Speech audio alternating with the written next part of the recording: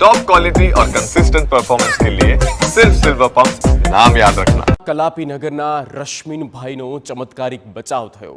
Car લઈને તે પસાર થતા હતા ત્યારે જ આ દુર્ઘટના બની। રશ્મિનભાઈની કારના 20-25 ફૂટ દૂર જ આ બ્લાસ્ટ થયો। માત્ર 3-4 સેકન્ડ માટે રશ્મિનભાઈ ઘટનામાં બચી ગયા અને બ્લાસ્ટ થતાં જ રશ્મિનભાઈ પોતાની કાર લઈ પરત ફર્યા। ધડાકા સાથે થયેલ બ્લાસ્ટ બાદ વિકરાળ આગ લાગી હતી। મોટો બોમ્બ વિસ્ફોટ થયો હોય તેવો આ ધડાકો હતો તેવું રશ્મિનભાઈનું કહેવું છે।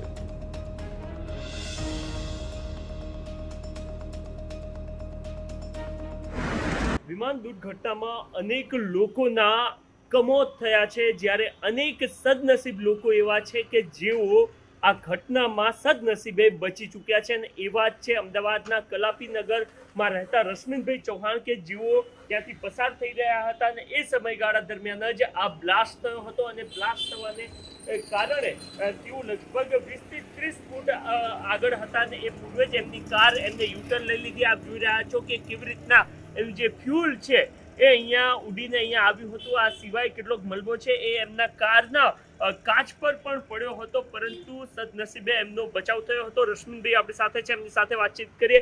રશ્મિનભાઈ, એવું લાગે કે 2-5 સેકન્ડ માટે બચી ગયા? હું મારા ઘરેથી મારા એક અંગત કારણોસર ઘરની બહાર નીકળીને શહીબાગ મારા એક કામ માટે જતો હતો। રસ્તામાં ઘોડા કેમ્પ વાળા રસ્તા ઉપર ફોરેન્સિક સાયન્સ લેબોરેટરીથી ઘોડા કેમ્પ વાળા રસ્તા ઉપર જતો હતો। 200-250 મીટર આગળ વધ્યો હોઈશ અને એક ભયંકર બ્લાસ્ટ થયો। એ બ્લાસ્ટ થતાં જ મેં ગાડીને બ્રેક મારી તો મારી ગાડીની ઉપર જે પ્લેન ક્રેશ થયું હતું એનો બધો મલબો સળગતો મારી ગાડી ઉપર પડ્યો અને એ જ 2-3 સેકન્ડ પછી ઉપરથી કંઈક એવું પ્લેનનો મલબામાંથી કોઈ વસ્તુ પડી, સીધી મારા કાચ ઉપર પડી। કાચ ઉપર પડતાની સાથે બીજા 2-4 મોટા પથ્થર જેવા કોઈ વસ્તુ બિલ્ડિંગના હશે કે મને ખ્યાલ નથી, પણ એ પડતા મારી ગાડીની બોનેટ છે, બોનેટની નીચેનો ભાગ પણ બધો ડેમેજ થઈ ગયો અને 5 સેકન્ડ જો વહેલો ના હોત, હું મોડો પડ્યો હોત તો હું તમારી સાથે વાત કરવામાં સક્ષમ જ ના હોત, હું બચ્યો જ ના હોત। કુદરતનો પાર છે કે હું આ પ્રમાણે મારે બચાવ થઈ ગયો અને દરેક મૃતાત્માને હું શ્રદ્ધાંજલિ પાઠવું છું।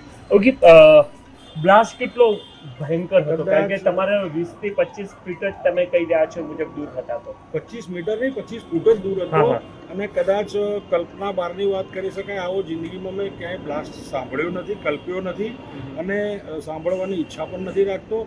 કદાચ અણુબોમ્બથી બી વિશેષ બ્લાસ્ટ હોઈ શકે એવું હું માનું છું। ઓકે, તમે માત્ર 20-25 ફીટ જ રહી ગયા હતા અને 25 ફૂટ જ દૂર હતો ને મેં યુ ટર્ન મારી લીધો તરત ગાડી, યુ ટર્નની જમણી બાજુ વળીને રિવર્સ કરીને ગાડી લઈ લીધી।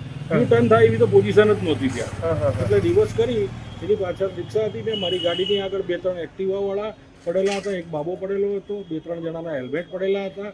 એટલું મારા નજરે આવ્યું ને પછી હું તરત ત્યાંથી રિવર્સ કરીને ત્યાંથી નીકળી ગયો અને મારો સદનસીબે બચાવ થયો છે। ઓકે, તો રશ્મિનભાઈ તેઓ પોતાનો અનુભવ જણાવી રહ્યા છે અને તેમનો સદનસીબે બચાવ થયો છે। તેઓ પણ કહી રહ્યા છે કે 20 થી 25 ફૂટ પૂર્વે જ આ બ્લાસ્ટ થયો અને જે એક વિડીયો વાયરલ થયો છે એમાં પણ આપ જોઈ રહ્યા છો કે કેવી રીતના રશ્મિનભાઈ પોતાની કાર વાળીને ત્યાંથી નીકળી જાય છે અને પાછળ ખૂબ બધો ધુમાડો હતો, તો મોટા પ્રમાણમાં આગ લાગેલી આપને જોવા મળી રહ્યા છે અને એના જ કારણે કદાચ પેલી કહેવત જે છે એ રામ રાખે અને કોણ ચાખે, એ કદાચ રશ્મિનભાઈ જેવા અનેક લોકો કે જે આ પ્રકારની દુર્ઘટનામાંથી એક નજીવી ક્ષણ માટે બચી જતા હોય છે એમના માટે જ હશે।